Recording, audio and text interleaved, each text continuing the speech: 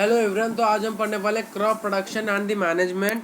तो सबसे पहले हम जानते हैं क्रॉप होते क्या है। तो क्रॉप का अर्थ है जब हम एक ही प्रकार के प्लांट्स को ग्रोन या फिर कल्टीवेट करते हैं एक जगह में बहुत बड़े स्केल में, तो उसे हम क्रॉप कहते हैं। अर्थात एक प्रकार के प्लांट बहुत बड़े बड़े जगह में अगर आपको उगाया जाए तो उसे क्रॉप कहते हैं। मान लीजिए ये फील्ड है, यहाँ पर दूर दूर तक सिर्फ आपको वीट सी दिखे रहे, तो ये क्या है? क्रॉप ऑफ वीट है। तो हमारे इंडिया में कुछ टाइप्स है क्रॉप के, जैसे कि मेनली रबी और खरीफ क्रॉप को ज़्यादा एडवांटेज दिया जाता है। ओके, रबी क्रॉप होता है जिस क्रॉप हम विंटर सीजन में ग्रोन करते हैं, और हमारा खरीफ क्रॉप होता है जिसे हम कौन से सीजन में ग्रोन करते हैं? खरीफ क्रॉप को हम रेनी सीजन में ग्रोन करते हैं। और उसकी यूटिलिटी को हम यूज़ करने के लिए वहाँ पर केमिकल फर्टिलाइज़र का भी यूज़ करते हैं और मैन्योर को भी यूज़ करते हैं। और ये हमें याद रखने, हम हमेशा हेल्दी सीड की सिलेक्शन करें। एक अन्य प्रकार का टाइप होता है जिसका नाम है जेड क्रॉप, जो कि समर सीजन में ज़्यादा आता है। व्हीट क्रॉप का एग्जाम्पल है पैडी मेज। रबी क्रॉप का एग्जाम्पल है व्हीट ग्राम पीए, और मेस्टार्ड भी हो सकता है या फिर लीन सीड भी आप कहा सकते हो। आगे बढ़ते हैं। कुछ बेसिक प्रैक्टिस होते हैं क्रॉप प्रोडक्शन के लिए। सबसे पहला process preparing the soil.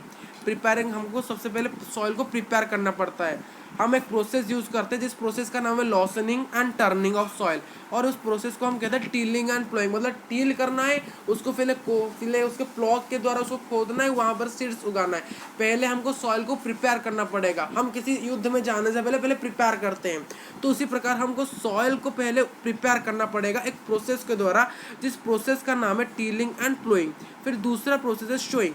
Showing एक ऐसा प्रोसेस है जहाँ पर हम उसके डिप्थ और डिस्टेंस को मापते हैं, मतलब कितना गहरा हम गड्ढा खोदने वाले हैं।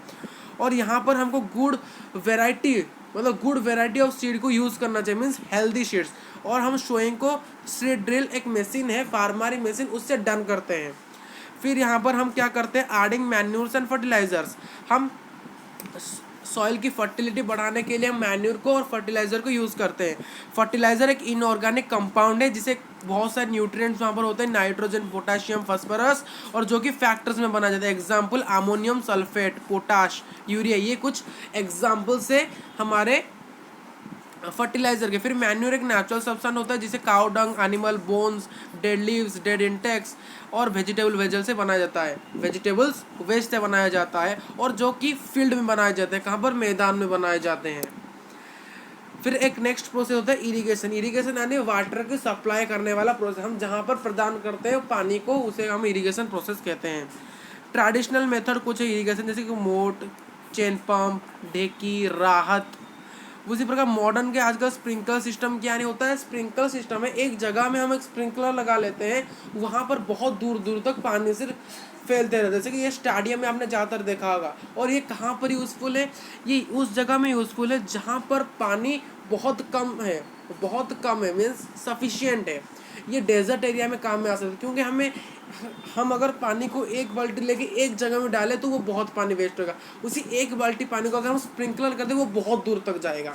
फिर ड्रिप इरिगेशन क्या होता है? हम पानी को हर प्लांट के रूट में जाके ड्रॉप बाय ड्रॉप पुट करें, उसे कहते हैं। यहाँ पर पानी वेस्ट होने का चांस नहीं है। ड्रिप इरिगेशन आज के ज़माने का मॉडर्न इरिगेशन है, मतलब मॉडर्न टेक्निक है, जिसे कि बहुत सारे जगह में, बहुत सारे नर्सरी में यूज़ किया जाता है। भाई नर्सरी क्या होता है? नर्सरी एक प्लेस होता है जहाँ पर प्लांट्स एंड एनिमल्स को उगाया जाता है, आर्टिफिशियली या फिर हम नेचुरली भी कह सकते हैं।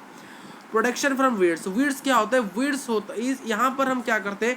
वीड्स एक अनवांटेड प्लांट होता है जिसका ग्रोथ होना फील्ड में अच्छी बात नहीं है, क्योंकि वो डिस्ट्रॉय करता है हमारे क्रॉप्स को।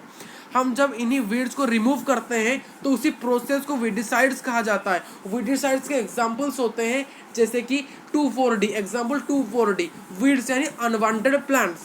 हार्वेस्टिंग क्या होता है? हार्वेस्टिंग होता है जब एक क्रॉप्स बड़ा हो जाए, फिर हम उसके वो मैच्योर होने के बाद उसे हम जब उसकी मैच्योरिटी को मतलब वो बड़ा हो गया, वो क्रॉप पूरा तैयार हो गया, उसको फिर काटने के बाद उसको फिर हम लाके स्टोर करते हैं। तो ये रहा आपका हार्वेस्टिंग। स्टोरेज क्या होता है? हमें स्टोरेज है, हमने जब उसकी हार्वेस्टिंग कर ली, फिर हमें उसे एक प्रॉपर स्टोरेज है। क्यों? क्योंकि उसे इंसेक्ट्स और माइक्रो ऑर्गेनिज्म से बचाना पड़ता है। नॉर्मल नहीं तो उसके ऊपर मॉइस्चर लगने के कारण वो ख़राब हो सकते हैं, तो इसलिए कुछ रैट्स, इंसेक्ट्स से बचाने के लिए भी हम उसे यूज़ करते हैं। फार्मर ज़्यादातर जूट बैग्स और मेटालिक बीन्स में उसे स्टोर करते हैं। फिर एनिमल हस्बेंडरी। एनिमल हस्बेंडरी क्या होता है? एनिमल हस्बेंडरी आपका बुक का एक लास्ट टॉपिक है, जहाँ पर हम फूड को ऑब्टेन करते हैं एनिमल्स को। Food is obtain from animal in which the animals are reared. मतलब एनिमल को एक बहुत बड़े एरिया में उसे proper care, proper shelters, proper चीज़ें देकर हम उसे यूज़ करते हैं, तो उसी को हम एनिमल हस्बेंडरी कहते हैं।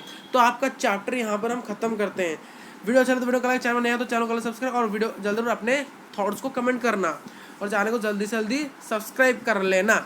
और आपको handwritten notes description box में मिल जाएंगे, जाके डाउनलोड कर लीजिएगा। और लेक्चर्स के नोट्स भी डिस्क्रिप्शन बॉक्स में मिल जाएंगे, जाके उन्हें डाउनलोड कर लेना। दोनों के नोट्स डाउनलोड करना। Thank you for watching this video.